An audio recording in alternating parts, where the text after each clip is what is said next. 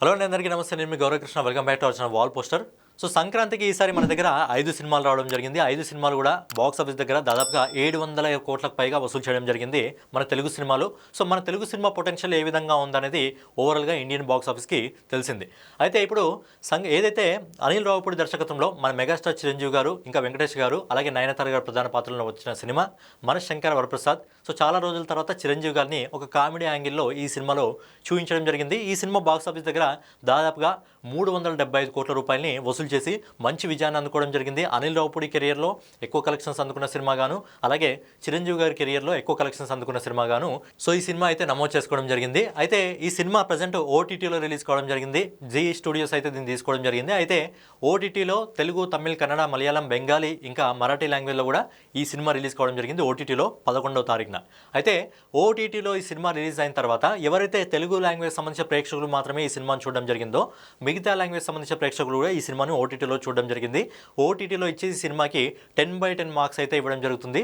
రీసెంట్గా హిందీ ఆడియన్స్ అయితే ఈ సినిమాను చూడడం జరిగింది. కాకపోతే సినిమాను చూసిన తర్వాత సినిమా బాగానే ఉంది, చిరంజీవి గారు డ్యాన్స్ బాగానే ఉంది, చిరంజీవి గారు యాక్టింగ్ బాగానే ఉంది, అంతా బాగుంది. కానీ ఒక్క మైనస్ పాయింట్ వాళ్ళు మాత్రమే చూపించడం జరుగుతుంది. ఏంటంటే జీ స్టూడియోస్ ఈ సినిమాని తీసుకుంది ఓటీటీలో, కాకపోతే ఏంటంటే ఆ డబ్బింగ్ అనేది, ఆ సాంగ్స్ అనేది సెట్ కాలేదు అని చెప్పి ఆ ఒక్క చిన్న కంప్లైంట్ అయితే ఇవ్వడం జరుగుతుంది. కానీ సినిమాలో ఏదైతే కామెడీ యాంగిల్ ఉందో కామెడీ యాంగిల్ కానీ, ఇంకా 70 సంవత్సరాల వయసులో దాదాపుగా చిరంజీవి గారు ఆయన యాక్టింగ్ స్కిల్స్ కానివ్వండి, ఆ హుక్ స్టెప్ కానివ్వండి, ఇవన్నీ అక్కడ ఆడియన్స్కి నచ్చడం జరిగింది.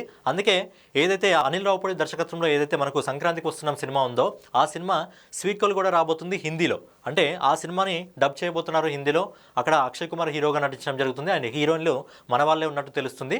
ఏంటంటే అనిల్ రావుపూడి ఏదైతే ఈ సినిమాను పాన్ ఇండియా వైజ్గా రిలీజ్ చేయవచ్చు కదా అని చెప్పి కొంతమంది క్వశ్చన్స్ కూడా చేసినప్పుడు, మన తెలుగులో ఏదైతే కామెడీ పండిందో ఆ కామెడీ అట్ ఏ టైం హిందీలో కూడా పండాలంటే చాలా కష్టం అని చెప్పి ఆయన చెప్పడం జరిగింది. కాకపోతే ఇలాంటి సినిమా పాన్ ఇండియా వైజ్గా రిలీజ్ అయితే నిజంగా అద్భుతమైన విజయాన్ని సొంతం చేసుకుంటుంది అని చెప్పి ఓటీటీలో ప్రజెంట్ ఏదైతే ఈ సినిమాకి ప్రశంసలు వస్తున్నాయో, స్పెషల్గా నార్త్ ఆడియన్స్ ఈ సినిమాకి ఏదైతే అప్రిషియేషన్ ఇవ్వడం జరుగుతుందో, అలా ఒకే లాంగ్వేజ్లో ఒకేసారి ఒకే సినిమాని అన్ని లాంగ్వేజ్లో కానీ రిలీజ్ చేయగలిగితే నిజంగా ఈ సినిమా అద్భుతమైన విజయాన్ని సొంతం చేసుకునేది. కాకపోతే ఏంటంటే అనిల్ రావుపూడి మిస్ చేశాడు. కాకపోతే ఓటీటీలో వచ్చిన తర్వాత నార్త్ ఆడియన్స్కి మాత్రం ఈ సినిమా బాగా నచ్చింది. బట్ ఏంటంటే జీ స్టూడియోస్ వాళ్ళకి చిన్న చూసుకుంటే అయిపోయేది.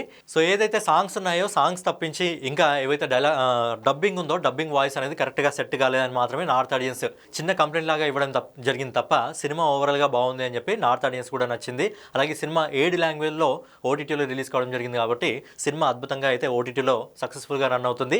థియేటర్లో ఏ విధంగా తెలుగులో సక్సెస్ఫుల్ కావడం జరిగిందో అదేవిధంగా మిగతా లాంగ్వేజ్లో ఓటీటీలో కూడా సక్సెస్ఫుల్గా రన్ అవుతుంది.